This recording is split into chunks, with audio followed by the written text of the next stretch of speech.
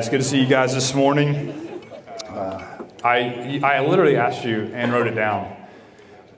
I don't have my sheet that talks about the time, so we're just going to go as we can. Hey, good to see you guys this morning.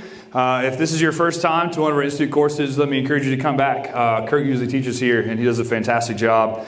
And he'll be here next week, but I'll be gone, so I was going to spend some time with you this morning. We're in session 3 of our Cultural Apologetics workshop. Our course really is kind of one piece of our institute that we have. So it's one of the kind of leading teaching pieces of our church, and so we'd love to be able to teach some good biblical, theological, and just kind of Christian life pieces through our courses. We've been talking about the idea of cultural apologetics. This is, like I said, the third week. You have some sheets. Does everyone have a handout? It's going to be important that you do. Make sure you have a hand on there. Okay, we're going to kick it off this way. Let me just give a brief introduction, then I'm going to let you guys spend a little bit of time at your tables. Our topic this morning, as we're thinking about cultural apologetics, is what are the questions that cultural apologetics seeks to answer? And I think as we kind of walk through these questions, we'll see a little bit of how cultural apologetics is differentiated from perhaps more classical or evidential apologetics. Not that either one of those are bad, right? These are complementary fields for us to be looking at. But in maybe a traditional apologetics, you're looking at how do we know God exists, right? Those kind of questions. Or evidential ones like, can we trust the Bible that we have? Like, are the manuscripts that we're basing these off of, do we have reliable translations of our Bibles? Those are really good questions to ask, really good questions to have good answers for. The questions we're looking at this morning, though, are, is Christianity good? And is Christianity true? Do you understand how those are a little bit kind of different questions that you might ask otherwise? They speak into an idea that we've talked about throughout the course of a social imaginary. Some of those things that kind of shape the way that we see and view the world and live our lives. What is good? And is Christianity good? What is truth? And is Christianity true? Those kind of questions are what cultural apologists kind of look at in one regard. There's a bunch of other questions we could have gone to. In fact, if you're following along in our book, Cultural Apologetics, The Gospel After Christendom, Introduction to Cultural Apologetics, there's another question too that they answer is Christianity beautiful? Which is a great chapter. We just don't have time to cover all that this morning. So if you have the book, you can kind of read that chapter as well. But here's where we're going to start off. At your tables there's a discussion question to kind of kick it off with. Look over that with your table. You're going to be thinking about this. What are some of the things that, broadly speaking, I'm not saying everyone has to agree with this, but broadly and regardless of kind of religious background. So perhaps the secular atheist and the kind of cultural Christian and the devout, mature believer and the kind of like Oprah spirituality kind of person would all kind of say, this is a moral good. And what are some things that kind of broadly speaking, there's a pretty good consensus across the board, again, regardless of, religious backgrounds, even regardless of cultural backgrounds, this is a moral bad, right?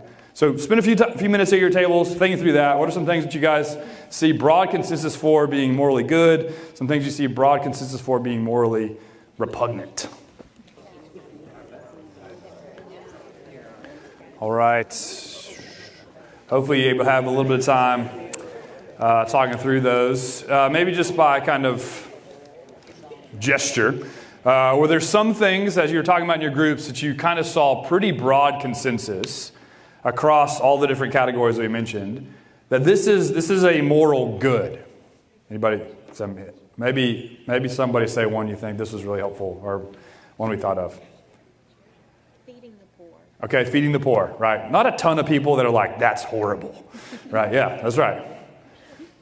As we were kind of talking through it and found it interesting, we went to the fruits of the Spirit and just started listing through those, and how many of those that the majority of the world would say, yeah, that's a good thing. Okay, yeah. Peace, patience. Right, fruit of the Spirit, yeah. Maybe except for faithfulness, but true. Faith in what, right? I guess right, and faithfulness in something most broadly is pretty, thumbed up, yeah. Anybody else? Killing undeservedly. All right, killing undeservedly. So, yeah, okay. Right. Not a ton of people that are like pro-murder. Yeah. What about bad? Some kind kind of broad consensus of things that would be morally repugnant across lots of divides? You come up with any of those? Pedophilia? Okay, yeah. Okay. Yeah, lying. Yeah. So, and the opposite, right? Truthfulness would be, approved. Anything else? Rape. Okay. So, non-consensual sexual acts. Yeah. Slavery. Okay. Which is interesting, right? There's seasons of things where those move around. Do you find it interesting that you can find some things that fit in those categories? Like that there is some kind of consensus across generations, across cultures, across kind of religious beliefs, and yet there is somewhat of a consensus on morality, right? That kind of goes across the way. I think it's really helpful for us to kind of be thinking a little bit about that, because how we get there matters a whole lot. And we're going to talk about that some this morning. In Mark chapter 10, Mark records for us an incident in the life and ministry of Jesus where, if you remember this, a rich man approaches Jesus. And here's what he said. Here's the text, Mark 10:17. I think it's on your packet. And as he was setting out on his journey, a man ran up and knelt before him and asked him, "Good teacher," it's an important word, right, that gets keyed here, "what must I do to inherit eternal life?" And Jesus said to him, "Why do you call me good?" Interesting, right? This massively loaded question. He kind of picks this piece up here. "No one is good except God alone." So during this exchange here, right, we learn a bunch of things. In fact, this is just one little snippet part at the beginning. We learn something of the nature of salvation as we continue on through the exchange there. We learn something about the nature of grace. We learn something about the nature of man's own heart. We also learn something about the very nature of God himself, don't we? Even in this little part, we do. One of the things that we notice right from the start of the exchange is the broaching of the subject of goodness, right, of morality. The man thinks that he is good, as we kind of walk through the story there. You'll notice this, because as he assesses his own life, when Jesus kind of pushes back on him, he goes, "I've done the 10 Commandments. I'm in essence, he's saying, I'm a good person. I've done the moral things that I'm supposed to do." But then in response to that, Jesus comes back and says, "No one is good except God alone." So he has a different assessment, right, of the guy's heart and life. The goodness of God, then, is one of the truths that we see revealed in this text, but it's one of the truths that we see revealed in all of the Scriptures.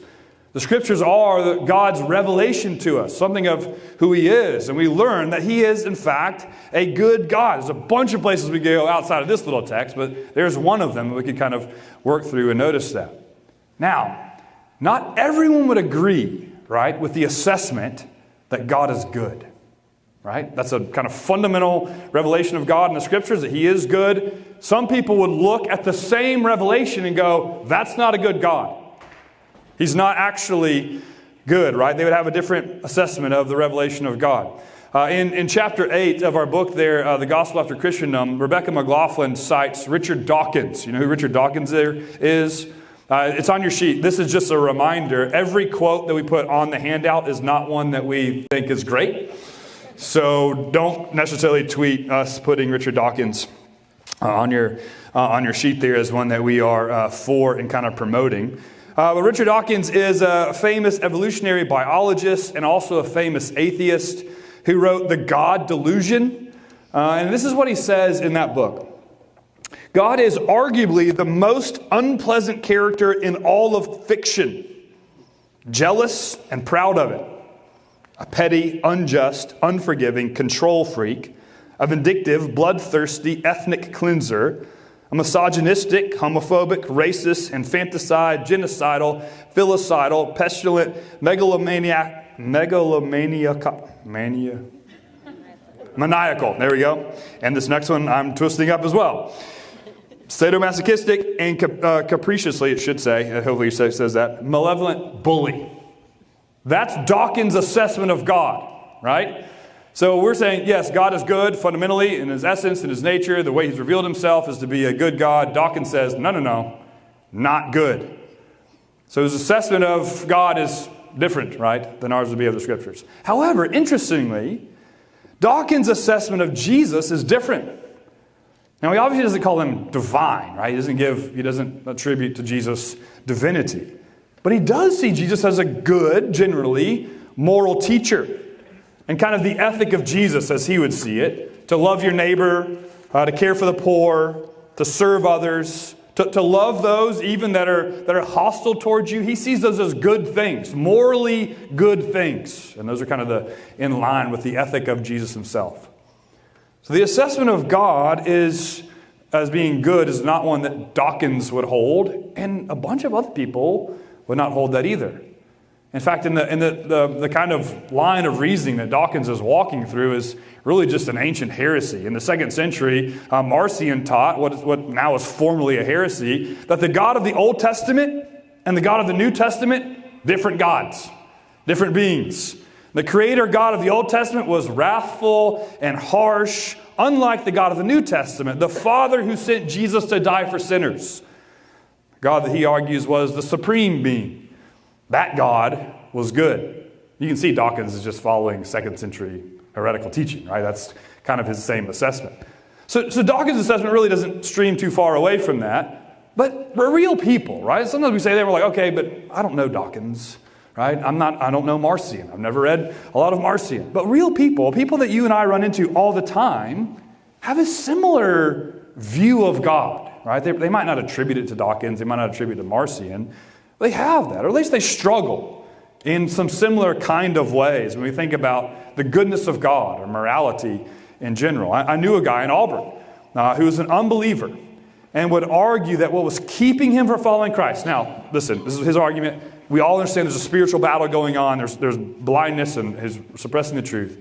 But what really hung him up from following Jesus was that he would read in the Old Testament about God slaughtering people in lands that he was giving to his people. And he says, that can't be a good God.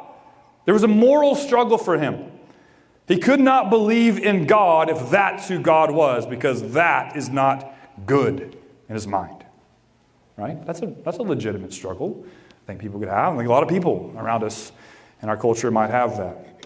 It might not be the overthrow of nations that's hanging up maybe some of your friends. Perhaps they're not really familiar with some of those passages, or perhaps they're able to kind of push that away. They've grown up in a time where wars happen. They understand it's part of what goes on in nations. But maybe some things that are hanging up your neighbors and your friends, as we think about being cultural apologists, or whatever Kurt called it the first week, apologeticist or something. I think it could be instead, perhaps in our culture, God's view of sexuality. That would place him in the category of not good. Like, how could God be good and condemn my homosexual friends who are so nice and so kind? You understand how that could be a moral problem for some, as we're thinking about the assessment of the nature of God, the goodness of God. So the question, right, that we're trying to answer this morning, is Christianity good, is a good question to ask. It's a good question to have answered in our minds as we think about engaging a culture with the gospel. But as we think about cultural apologetics, I think we need to understand what's really happening here in these assessments of God. There's a question underlying all of them about what is good and right. What is morality? Right? That underlies all of them. These are assessments based on an underlying understanding of morality itself. Yes, God doesn't match my understanding of morality, right? Therefore, he's bad. Or he does match my understanding of morality. Therefore, he's good. And so there's kind of the questions that we've been answering so far are a layer above the question of what is good? What is bad? What is the basis of morality of itself? I think we see this question really pressed into as we think about cultural apologetics this morning. What is good? We've talked about it before, that cultural apologetics are helping people to see the framework of life, the things that they profess with their mouth, are really unlivable. But there is a better way, right? That's what we're trying to do as cultural apologists. It's interesting, I think, that Dawkins lists all the things that he claims that God, the God of the Old Testament, is and calls them bad, and yet he sees the things that Jesus teaches and calls them good. The question, though, really is, for Dawkins, is by what standard are those things good? And by what standard are those things bad? Or better yet, what standard is there at all to establish good or bad anything in your mind, Dawkins? Without God, there is no good and bad. That's the problem for the atheist. That's the problem for Dawkins. Morality without God is nothing but subjective preference. Like it doesn't exist without God. Christian Smith, in his book, Atheist Overreach, What Atheism Cannot Deliver, argues that someone who doesn't believe in a creator God, who is the source and arbiter of all morality, is, and I think you have this quote, perfectly entitled to believe in an act to promote universal benevolence and human rights, but only as an arbitrary, subjective, personal preference, not as a rational, compelling, universally binding fact and obligation. And he's right. Morality is tied to there being a transcendent God, like the idea of morality itself. Goodness and badness, right? Morality as a concept requires God. It requires something outside of us. It requires something outside of everything for morality to even be a thing, let alone debating which is good and which is bad. Dawkins doesn't have the categories to establish good or bad anything. The idea itself doesn't have any framework in his worldview at all, because there is no God. Like if we, as Dawkins would argue, or we as people, if we're merely kind of bits of matter that have over a long period of time and because of random chance come together in this particular fashion in which we find ourselves, not created by some being we call God, but simply matter that exists now and kind of bumping around and someday will never exist again, then the idea of morality is absurd, actually. It's a figment of our imagination. Without created purpose and objective reality that transcends our existence, like there is no morality. There's no reason to debate what is good and bad. You don't have a framework for good or bad, right? There is no actual thing called morality.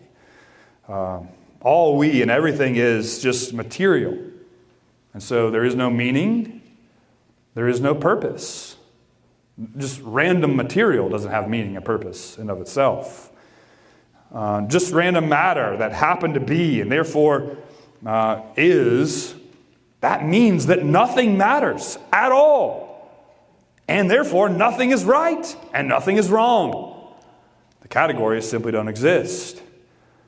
McLaughlin in our chapter here is right then when she says, without the God revealed in the Bible, the moral measuring stick, right? That's what Dawkins is doing. He's using some kind of framework of morality to measure if God is good or bad. And the Old Testament God and the New Testament God are different because of this kind of stick that, this measuring stick that he has in his mind.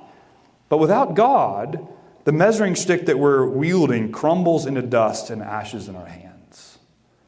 It's a figment of imagination. It's subjective preference, if anything. But you see, that's the unlivable part, right? We talked about as cultural apologists, one of the things we want to do is help people see that what they profess with their mouth is actually unlivable. You can't actually live that way. Because we know, as those created in the image of God, we know that there really is right and wrong, good and bad. Like we know that kind of woven into our nature, moral and immoral. The exercise in the beginning helps us to see that. There's a reason why there is, broadly speaking, this consensus of morality across generations and cultures and religions and all the rest. Why? Because there is woven, coded into the human being, made in the nature of God, something of an innate understanding of morality. And that's a something that Dawkins can explain.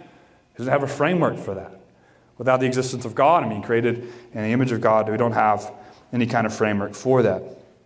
So that's the unlivable part, because we know that's not actually true. We know that. Everyone knows that. Dawkins knows that. If you walk up and punch Dawkins in the face, for no reason, he's not going, man, that was just some matter that collided into other matter. He's going, that was a wrong act, right? He knows that. That's the unlivable part. You can have the most ardent atheist then forcibly proclaim with their mouth, there is no God, right? There is no God. But if you steal their car, they feel instantly they've been wronged. What you did was morally abhorrent, and they demand it to be righted. Why? If for pure random matter, there's not an answer to that. There's not one. And so it's not why it's unlivable, because no one actually lives that way. No one just goes, oh man, my car got stolen today. Pick up a new one. Like no one lives that way. No one lives as if there's not actual right and wrong, because you really can't live that way. So why? How is that, right? Because what a Dawkins, right, would claim to be true, that there is no God, doesn't allow for their inner notion, or their kind of known, woven into their heart's notion of injustice and morality. In other words, their claim of no God is unlivable, really, when you press it to all of its implications, including the one of morality. And they don't live that way, as if it's actually true. They can't, right? As those made in the image of God, the idea of morality is baked in. It's baked in. Now, I'm not saying that all of our ideas of morality are right and good and true, and that we follow them all the time. For sure not. That's not the case. But the fact that we have an understanding of good and bad and morality means that we have someone above us who's actually made us with purpose and meaning. It's the only reason those things can actually exist. So in order for Dawkins to assess, and I'm just using Dawkins as kind of a fill-in here, right? There's we talked about some other ways that you might flesh this out. But in order for Dawkins to assess that God of the Old Testament in the way that he does, right? He's actually bad, when Dawkins doesn't have a framework for badness, is to co-opt Christian morality and then judge God based on what he sees. That's what he has to do. He has to take the moral parts of Jesus' ethical teaching as he sees them, steal them from Christianity to judge God that he doesn't think exists upon this basis that his worldview doesn't allow. That's what he has to do. Right? That's why he's saying God's not good because he kills people. Well, Dawkins, why is it bad to kill people?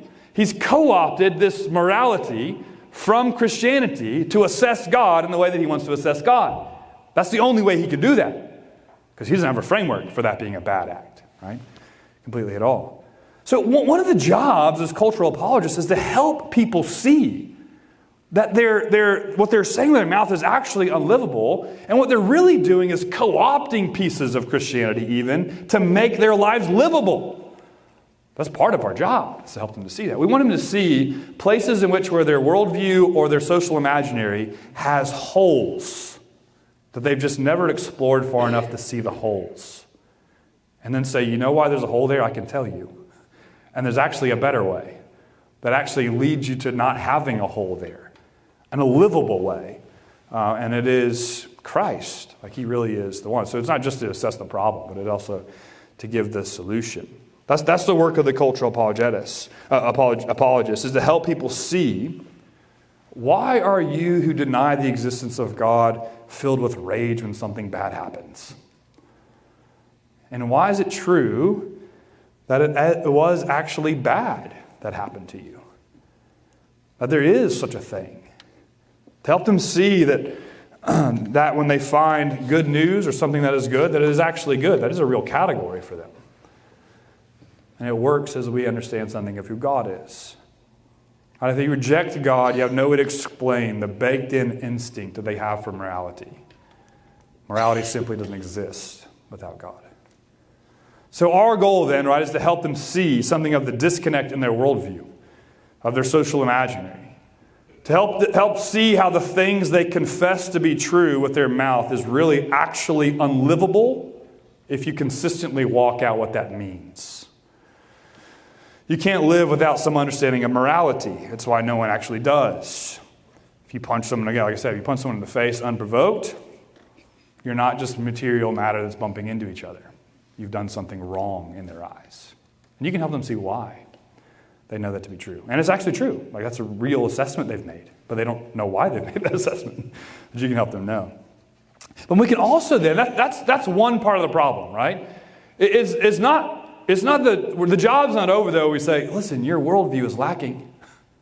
Like, what you confess with your mouth is unlivable. Have a great day. Right? That's not uber helpful. That doesn't really help anybody. What we also want to say is that Jesus is actually the good one. We're going back to our text there a little bit, right? The morality that's kind of baked in that you don't really have a framework for intellectually and with what you profess to be true. There is parts of that are actually true. Your desire for morality is a good desire baked into you by a creator, a God. The problem is you're not going to find it in your own assessing. You will find the good one in Jesus. That's where you'll actually find it. And there's no holes there, right? You'll actually find it in Jesus. God alone is good, and Jesus is God in the flesh. So do you want to know what real goodness is? You can look to Jesus. You can actually see that, right? If you want to know what real morality looks like, you can see that in Jesus. So we want, right, our non-Christian friends and neighbors and family, we want those that don't yet know Jesus in unreached places all around the world to know that the morality they seek, the morality that they know by virtue of being made in the image of God is found in Christ alone.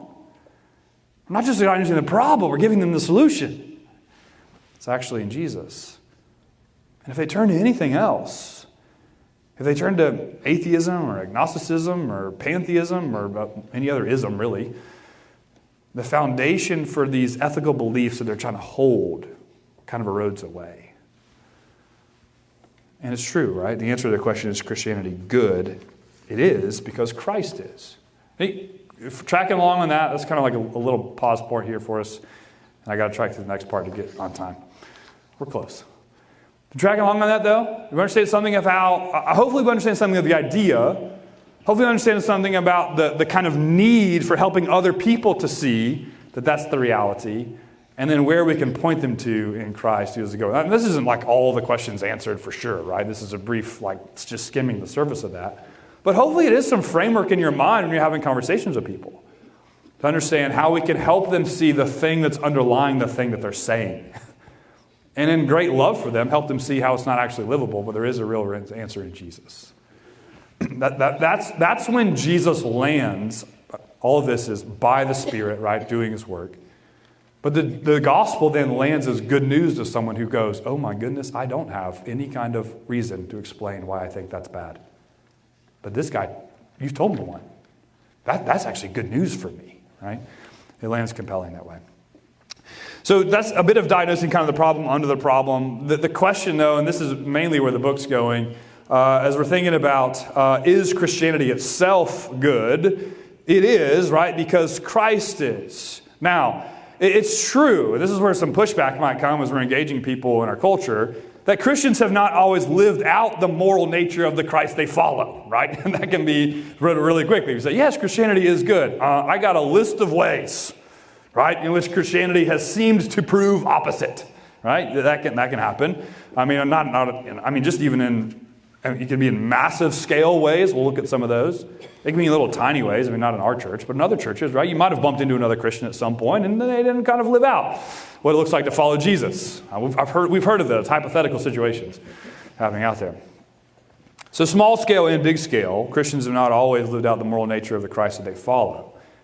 But does that actually mean that Christianity is not good, right? People might have a good reason to kind of push back on that at first. But we can actually explain both of those things. We can explain why Christ is the good one, and sometimes Christians don't walk in accordance with that because we have an understanding of the fall. We really have the pieces to put together why sometimes Christians who are following Jesus are walking in righteousness and sometimes they don't. We can explain both of the pieces. We know about the fall. We have a theology of sin. We know why those made in the image of God don't always live in such a way that displays his glory. All right, because of sin. We aren't shocked then, even when sin is in the church. The Bible tells us to expect it. We have passages like Matthew 18. If your brother sins against you, here's how you deal with that. Why does he tell us that? Because your brother's going to sin against you at some point. There's not moral perfection that's happening there. Not yet, right? There will be one day. It will happen. We will be like Christ, the good one. We will be perfect like Jesus. But we're not yet. And so we feel something, right, of the, even just individually, of the Romans 7, struggle with Paul. Like, I do what I don't want to do, and I don't do the thing that I want to do. Like we feel some of that even kind of individually. In the book here that's kind of we're following along with this course, it gives some of the evidence for why Christianity, why some people might push back against Christianity being good. Or to answer the question, is Christianity good, they might say no. It's just looking kind of like broad scale. Take slavery, for example, right? We mentioned that earlier, which I think was great. But there were people in this nation. Kurt's writing a bunch of stuff on this, so I got to be careful when I say here. He might correct me. There were people in this nation that used the Bible to justify chattel slavery. People in this state. People in my convention of churches, Southern Baptist Convention. That's why we were started. I don't know if anything about the Southern Baptist Convention. The Southern Baptist Convention started because we wanted to send missionaries that were still slaveholders. That's why it started. Right? There are people that were arguing from the Bible that owning other people was morally justified. It was good, in fact. Right? Based on the color of their skin alone. You should own another person. Where one person is more of a person even than someone else, purely based on their ethnicity. There were Christians who believed that, perpetuated that, all in the name of Christianity itself. And you can see that might be one of the questions. You're like, yes, Christianity good. Do you know your own history in Georgia? Still some. I talked to someone recently who, held, not necessarily on slavery, but who the struggle that they had of answering the question, is Christianity good, was based on the Bible's sexual ethic, right? This is a spot, perhaps, you could point out some moral bankruptcy in Christianity, not with the ethic itself, but their question was, have you seen how Christians have treated people who are homosexual, for example? Right? That's the example they gave me. You're saying Christianity is good, but I've seen people hate and act evil towards someone who's walking in what you would call an abhorrent sexual ethic. And there have been wrongs done at times to people, right? But a real survey of history that shows that Christianity is also at the very heart of righting those wrongs. Like if you look through the course of history, you see the effect that Christianity has on some of the most heinous and glaring evils of the ages. In fact, you can't write the story of history faithfully without writing those parts. We can take the issue of slavery, for example, right? Yeah, there are countless examples, but here's one. You can't speak of the overthrow of slavery without pointing to the influences of Christianity, just historically speaking. In a godless world, people have no inherent value and worth, right? That's true. We're all simply material beings with no intrinsic worth at all. In fact, if evolution is the true and guiding principle for all of life, then the strong prosper at the expense of the weak. That's how it happens. That's not a bad thing. That's how natural processes work. So if you can purchase another person and treat them as property, so be it. In a godless worldview, that does not morally, there's no moral problem with that. There's no moral problem at all, right? But it was Christians who saw the inherent worth and value of all people based not on the color of their skin, but based on the reality that every single person is made in the image of God. And that reality, that people have intrinsic worth and value because they bear the image of God, undercuts the ability to buy and sell people as property. And it undercuts the framework of slavery, just historically speaking. Those things happen. That's why people like John Newton and William Wilberforce are people in history for a reason. You should read about them. It's incredible to see what the Lord did through them. But it was their Christian ideal that toppled the kind of structure of chattel slavery. Without it, there is no real reason for it to fall over at all. There's no problem with owning people if we're just material beings. You see, as people claim that everyone has worth and value inherent in their personhood, that makes buying and selling people like property morally reprehensible. But it requires someone to borrow from Christianity to make that claim. Right? They have to take this thing that Christianity teaches to actually say that's wrong for these reasons. Right? There's a ton more to say, a bunch more that we need to say, but we have to move on. The two main things that I want us to see, though, are without God, morality there is no morality at all. Right? Just major premise number one. Without God, there is no morality at all. So we're answering the question, is Christianity good? We don't even have the buckets, the categories to answer that question if we don't have God. It's just not there. It's all merely a figment of our imagination. It's a product of subjective preference only. And that Jesus, as the one true good one, has, through his people, perpetuated real and true goodness in all sorts of life and history-shaping ways. As you see all throughout history. The morally good impact of Christianity in all of culture and life. You see all throughout. It's in Jesus only then that we find the one truly good one. The one that we're longing, the good that we're longing for then is found in Christ alone. So we can point people to that. So we're tracking with that a little bit. It's a massive topic about morality, but I think it's really important, at least think of it as like kind of a coat rack, and we're just trying to put some of the hanging pieces right on the rack so that we can then hang the other true things that we see and encounter on those places that's going to hold us. And those are the kind of premises that I think are going to hold us. All right, so that's kind of session one. We're going to move in the second session, is Christianity true? We're going to talk about truth in kind of some similar ways, but also some different ones. Before we do that, though, there is another discussion at your table. Just you guys can talk about this a little bit. At your table, discuss where people look to find that which is true. Right, so think about that. The location of truth.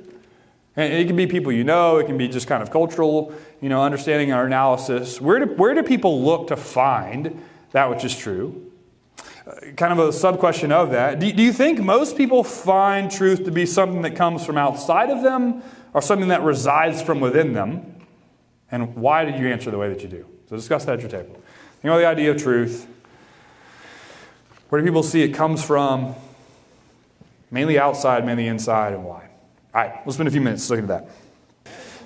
All right, I think we have to keep going. Kurt is the son of an engineer. I'm the son of a pilot, but some of those traits didn't. Delta was more on time than I went sometimes. So, hopefully, you had some good discussion though, thinking about the kind of nature of truth and where truth is found. I think this is a massively important topic as we engage people today. It's also this is an anecdotal assessment for sure.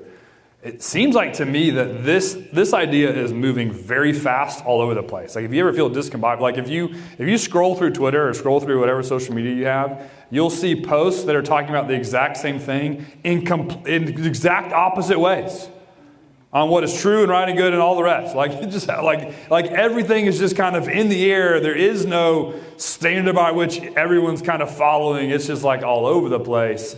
It's a really interesting time to live in to understand I don't even know what's true at all. Like anytime I send someone something like, I saw this, I don't know if it's true or not. Here's what I'm saying, right? Because who knows anymore, right? It's a really interesting place, time. Not that this has never been the case, but it's just interesting, I think, the way that information is passed along and yet wisdom lags way behind. So is Christianity true, right? Is question number 2 that we're looking at. We started off the previous section with a scene from the New Testament. I think we can do the same again. Do you remember, this is a haunting scene for me, and well, not me personally, but just a haunting scene, I think, as I look back over Christian history, where Pilate is confronted with the reality as he stands with them that Jesus hasn't actually done anything wrong. And Pilate has to make a call here, really kind of either save his own neck and not cause an issue here, and kill someone he doesn't think is wrong, or maybe kind of stand up for what is true and right.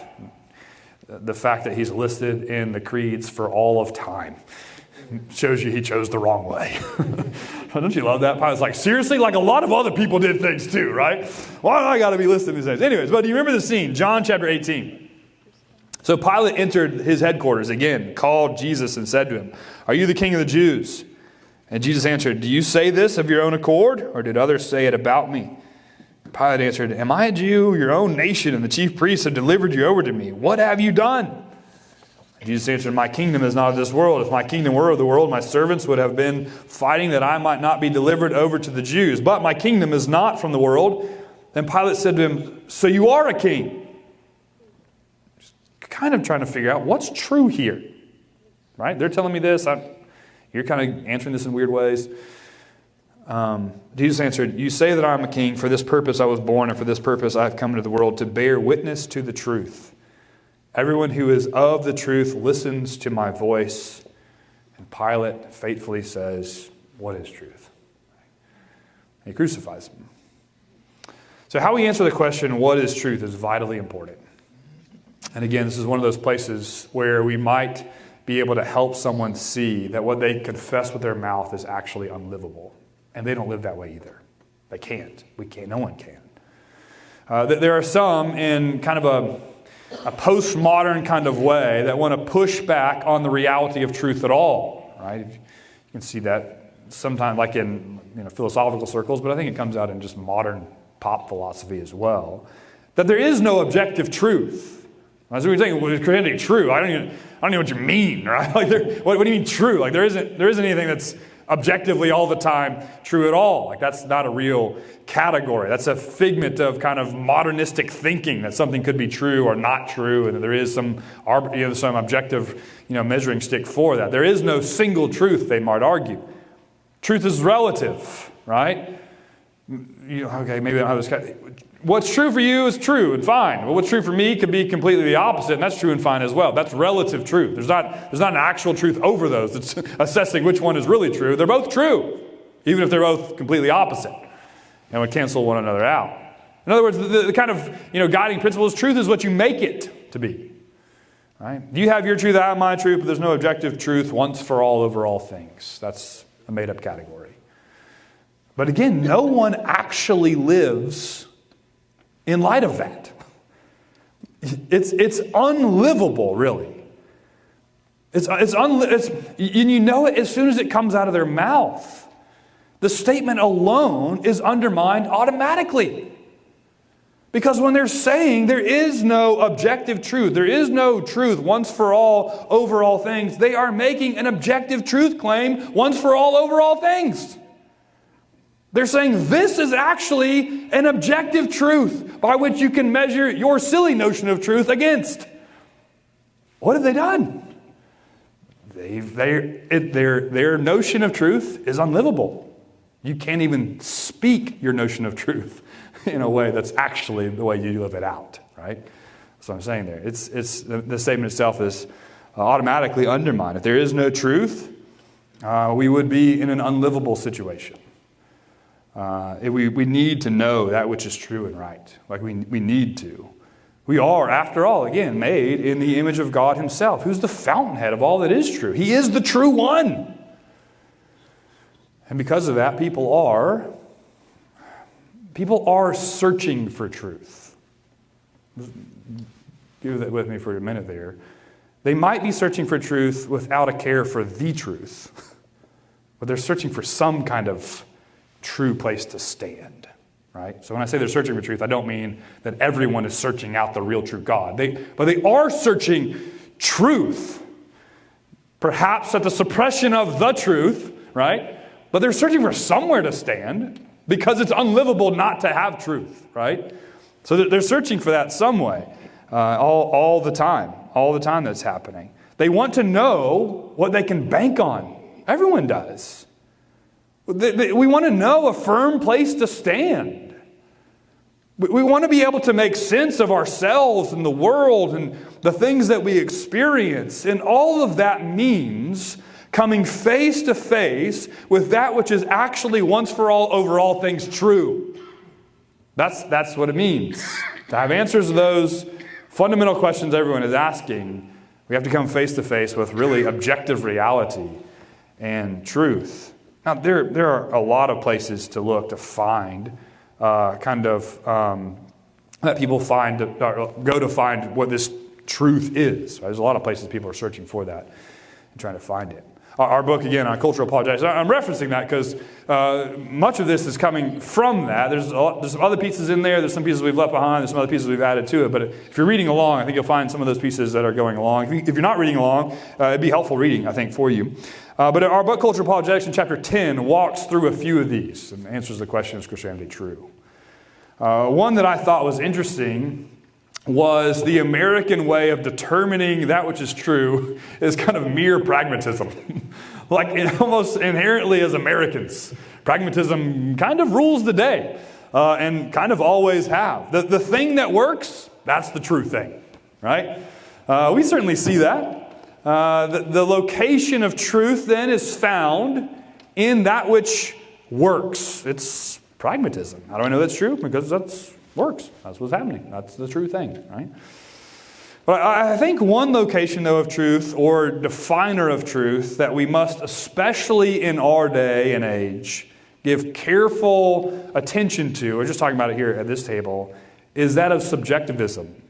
Or perhaps, better yet, he uses this term in the book, expressive individualism. I think it's a really important concept to have in our minds when we're thinking about truth and the location of truth. Expressive individualism, I would argue, is one of the prevailing kind of cultural assumptions, really, on where the nature of truth is found and what truth actually is. In another book that I recommended at the bottom there, Strange New World, How Thinkers and Activists Redefine Identity and Sparked the Sexual Revolution by Carl Trueman. This is really a condensed version of a longer book that he wrote called The Triumph of the Modern Self, and there's a subtitle for that as well. Brief story so you can know something about my amazingness here. I started reading that book, and then they announced that they were going to make this shorter one. So I put my bookmark in the longer one, bought the shorter one, and read that one. So perhaps you want to do the same. If you want to read both, it's fine too. But I think it's a really helpful book. But he talks about expressive individualism in that, which is what we're looking at here. Maybe I'll define some of that as we go. But that idea, I think, is the prevailing kind of just, and when I say assumption, most people aren't saying that, but that's what they're saying. They might not even be able to give the language to that, but that's really how they understand truth. That's how they understand reality, is under this framework of expressive individualism. What I mean by expressive individualism is that the seedbed of truth, for that which is true, is found not outside of me, but inside of me. And the highest ideal then of a person is to express the truth found within. That's the goal of my personhood, right? The highest ideal of personhood is to express the individual truth found within me. Expressive individualism, that's how that works. Don't you see that playing out in 1,000 ways in our culture? Again, most people aren't saying, yes, I am working under the framework of expressive individualism. It's just an assumption. That's where truth is found. It's silly to think otherwise. What do you mean I shouldn't be able to express the true thing I know inside of me? How preposterous that would be, right? It's kind of an assumption held at the guttural level, even. You could define excessive individualism. I'm going to say this because I think this is the thing you have on your sheet. People tend to view a person's commitments, values, and self-definition as expressive of an inner reality. Inner's the word there. I-N-N-E-R, not enter, but inner. Inside reality. Unconstrained by society or imported from without. So it comes from within.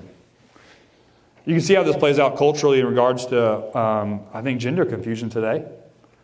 I think this is at the heart of that. Say, for example, Trueman teases this out in his book. It's a great way to intro part of that. Say, for example, a man were to go to a doctor and say, hey, doc, I got a problem. I'm a man trapped in a woman's body. Here's what Truman says.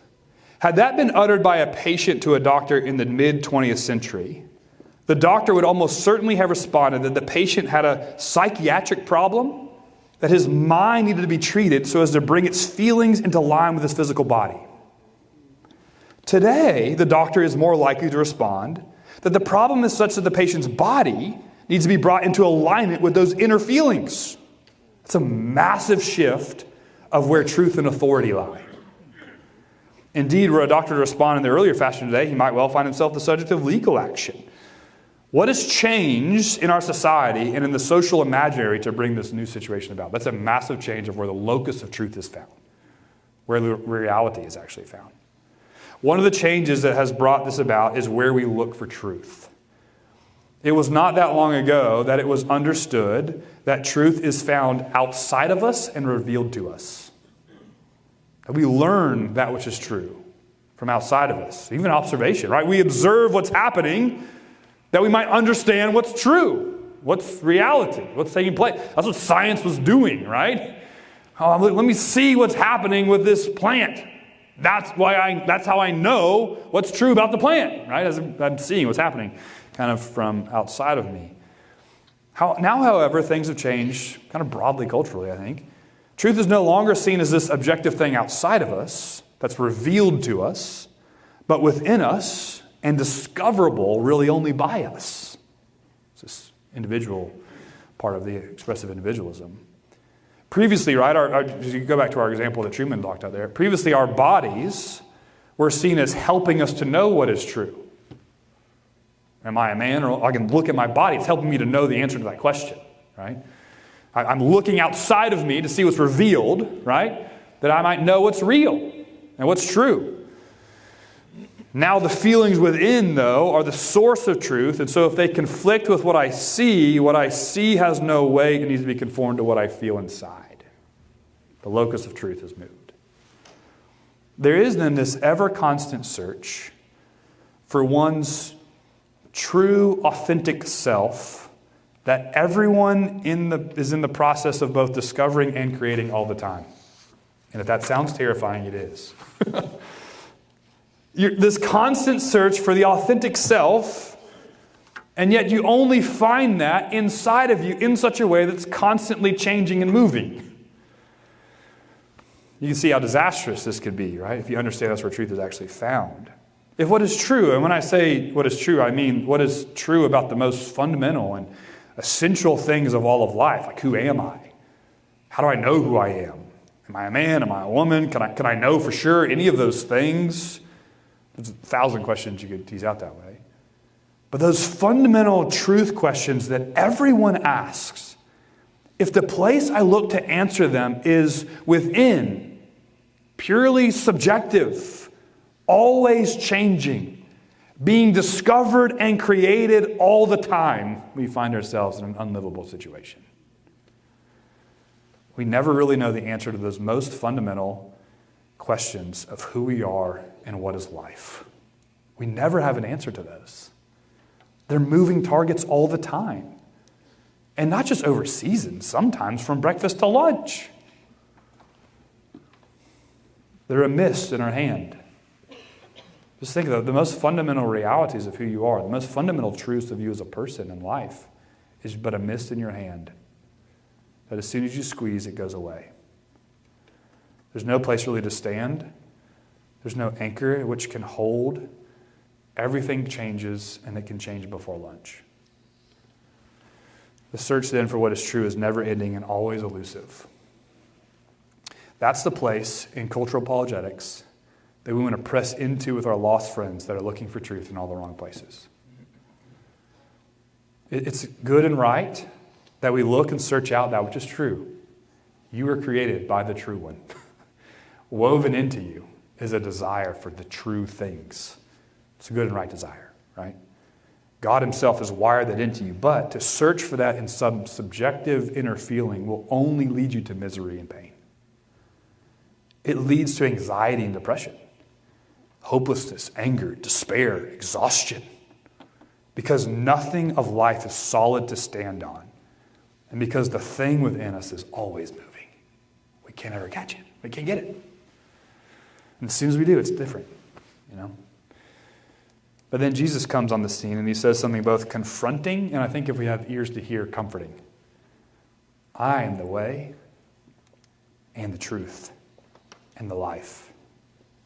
And no one comes to the Father except through me. It's confronting, but it's also comforting if we have ears to hear, right? You can imagine if we had our senses and we're living in a day and time in which the most fundamental realities of life and who we are as a people seems to be elusive all the time and changing. To have somebody come onto the scene and say, I am truth. We go, I need that. That's what I've been needing, right? I'm trying to find it here, not finding it there. That's something I can put my hands on and it doesn't disappear, right? It lands as good news with ears to hear as the Spirit works. So it's good and right that we search for those things. Jesus says this, I think, confronting and then comforting thing as well. In other words, there aren't, when he says that, I am the truth, he's meaning there's not multiple competing and even contradictory truths, but one objective, once for all, over everything truth. And Jesus is truth in person. Right? Truth in flesh. He's not merely saying true things, but he is truth. The author of chapter 10 there, in our book says it this way. Jesus himself is the root to knowledge of and union with the source of all reality itself. Jesus claims to be truth in person, which is core to our grasping the holism of the truth of Christianity. Right? That's the question we're answering. Is Christianity true? I think you have this part in your notes. In the first and most pedestrian sense, Jesus, the living, breathing, born, died, and rose again concrete individual is true as a fact of history. But we must grasp that this objectivity is precisely the basis upon which it can become subjectively, personally, internally true for me. They have to be linked.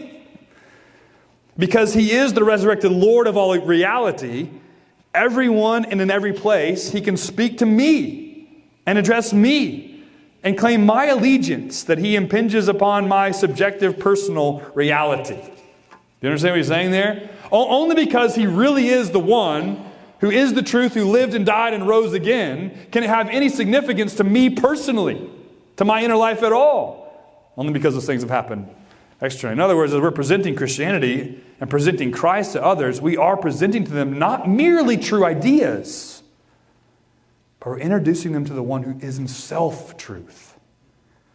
Truth embodied. The reason why, to use our kind of maybe pragmatic American bent, that Christianity works is because it connects us with the reality that is beyond ourselves. Jesus is the way and the life because he's the truth.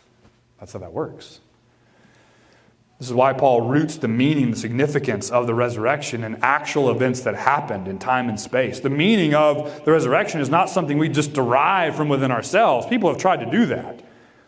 They've reduced the kind of story of the resurrection to some hopeful metaphor and inner reality about new starts or second chances or some kind of nebulous idea of a better tomorrow. No, Paul says, if the tomb isn't empty, like the big heavy stone's not really rolled away, if breath is not in the lungs of Jesus when it wasn't just hours before, we are of all people most to be pitied. If those external things rooted in time and space didn't actually happen, there is no inner meaning to it then, right? They can't be disconnected.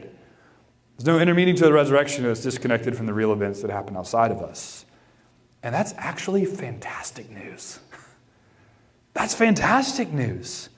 Because it takes the locus of truth outside of our subjective selves and places it in something that is sure and firm outside of us. Again, the author says this. What so many people are searching for isn't Christianity purely as an abstraction out there in the realm of ideas, but an encounter with a concrete person of Christ. Again, they might not say that's what it is, but that's what it is. The sovereign, loving Lord, whose death and resurrection generates not only truths to be affirmed, but also a corresponding way, a life that is truly life, a him for whom one could live and die because he has lived and died for you first. What we need is truth embodied. Jesus is the one who satisfies that. Again, they might not give that as the answer to what they're looking for, but it truly is what they're searching for in all the wrong places as they suppress truth. So the task then of the cultural apologist is to uncover the unlivable reality of, in this instance, right? There's a lot of places we could go with this, but in this instance, expressive individualism or truth rooted in the subjective and almost always moving inner self, and instead show the truth has stepped into human history. Jesus outside of us has come that we might know what's really true. That's our task. Now, this is not, right? You do that. It's not a surefire way to change someone's mind about the nature of truth. But if we do that, if we make sure that we present Christ and not merely Christian ideas, kind of detached from reality, we present Jesus then, we do present him not merely as some idea to be considered among many, but as the true and living Lord, right? And that's what we need to confront people with. I don't mean confront it like I hate you, I'm going to punch you in the face kind of way. Just that's the thing they need to see. The search for truth inside is leaving you on kind of a hamster wheel that never stops. There's one who has come into the world and the cosmos, who made it all, who says he is truth. You can put your hands on that and have somewhere to stand, something to hold. I think we're supposed to stop at 10:15, right? Okay, that's 10:16. So, if you want, I think this is a really cool way. If you do have the book, at the end of chapter 10, the author walks through this little scenario with a friend of his, and he shows how he kind of helped him to see the truths that we've talked about here, and then presses his friend to really encounter the implications of the reality that Jesus is the truth. And he keeps pressing him a little bit. And he's pressing them in a loving way. But he ends up pressing him to say, perhaps your resistance to Jesus as the truth is not really resistance intellectually, but it is a resistance to the implications of the fact that if Jesus is the true one, then he is my sovereign king. That means my life must change, right? And I think it's a really great way to press them. But we're pressing them towards what is actually good, right? And the way of life now is bad. I agree, really good. So if you want to read the end of chapter 10, I think that'll be really helpful. Let me pray for us, and if we can get your help, if you've been here before, you can help us roll tables onto the rack, set up some chairs in there. I know it's a lot of work, right? Setting up a chair in the room. What this really does, though, is helps us in a number of ways to continue to minister to as many people as we have as a part of our church. And so our kids and students oftentimes are using the fellowship hall because they need that kind of space. And so it lets us be in here so we can do what we're doing. So I'm just saying your putting up of chairs helps minister to other families that are using parts of our building. So thank you guys so much for your willingness to do that. But if we can do that really quickly, I think it'd be great. Let me pray for us. God, we're so grateful for a few moments this morning to consider some big, kind of overarching, broad things, but also really important, true things that have immediate kind of import into our life and witness with our friends and family and our neighbors. So God, I pray that you would help us to, or perhaps this is the first time we're thinking about some of these things, or perhaps we've thought about them for a long time. Would you continue to refine our thinking there? Not so that we win arguments, but that we can be better ambassadors for the good news of the gospel.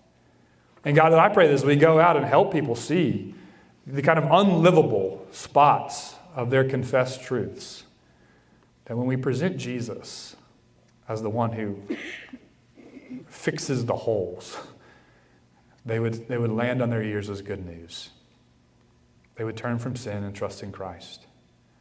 They would see him to be the good one and the way and the truth and the life. And it would cause them to rejoice. In Jesus' name, amen.